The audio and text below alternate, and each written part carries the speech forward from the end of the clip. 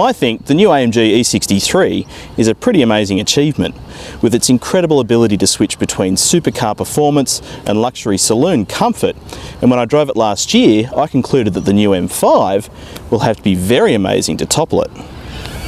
The new F90 M5 arrives in Australia this week and promises the same capabilities, moving to all-wheel drive for the first time, which can send all of its power to the rear wheels if you tell it to, and it's also claimed to manage the same Ferrari Enzo-beating 3.4 second 0 to 100 claim.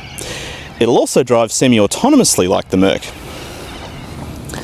Even if it's not as good as the AMG, this is still a mighty exciting day for fans of big German sports sedans. So for the good of humanity, let's see what it's like on Australian roads.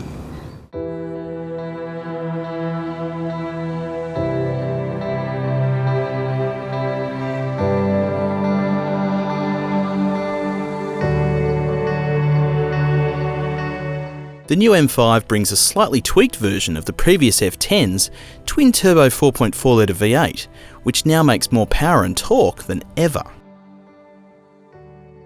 The M5 is once again a bit of a sleeper to look at, with little more than an aggressive front bumper paired with relatively subtle but bespoke bonnet, front guards, rear bumper, wheels, and a tiny lip spoiler to alert you to the fact that this is the fastest BMW road car ever. And just as Australia loses its homegrown performance sedans, the M5 continues to offer decent seating for 5 adults, bottle and cup holders everywhere, and a boot that's fit for family holidays, if that's what you're into. We've only managed a pretty quick drive on the road at the M5's Australian launch, but it's pretty clear just how much more everyday friendly it is than the model it replaces. The biggest change is probably the move away from the 7-speed dual-clutch transmission to the excellent 8-speed ZF torque converter automatic, which is so much more comfortable around town and pretty much just as quick to shift when you wound it right up. Left in full comfort mode, the ride quality is actually quite livable. You can still tell that it's a performance car, but it probably won't drive you mad driving it to work every day. This is particularly impressive given the M5 uses steel springs and suspension instead of the E63's airbag suspension, and it probably accounts for a fair chunk of the M5's weight advantage, which is about 100 kilos. You can still tell that it's a fair bit bigger and heavier than something like an M2, but for an 1850 kilo car, it's so nimble and so punchy out of corners. You simply can't expect a car of this size and performance to sip fuel when you're using it to its potential, but the new M5's official combined fuel figure suggests you'll get a decent range on the highway out of its 68-litre tank.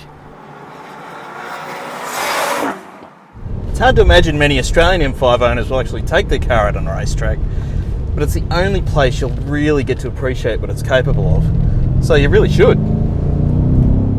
We were only given 3 hot laps of Sandown at a time, and the track cars were all fitted with the optional carbon ceramic brakes, but this is one fast big sedan.